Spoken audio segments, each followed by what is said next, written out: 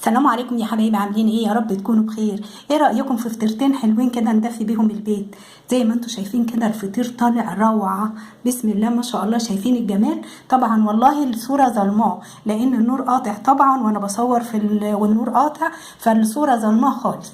هو على الطبيعه احلى من كده بكتير. شايفين دي انا حشيها عجوه؟ شايفين التوريقه بتاعتها تحفه تحفه بجد. انت تقدري تحشيه اي حشوه تعجبك، ممكن تحشيه لحمه، فراخ، جبن، اي حشوه تعجبك تعملي منه حلو هادئ. انا عملته معاكم قبل كده بكل الحشوات اللي انتوا اللي انا قلت لكم عليها دي، ان شاء الله هتعجبكم. شوفوا الفيديوهات دي روعه جدا. شايفين يا حبايبي الفطير روعه روعه بجد. جربوه بطريقه ام احمد ان شاء الله هيعجبكم، وكل اللي جربها طبعا طلعت ناجحه معاه من اول مره. زي ما انتم شايفين الجمال والروعه، شايفين التوريقه، شايفين الطبقات عامله ازاي، تحفه جدا.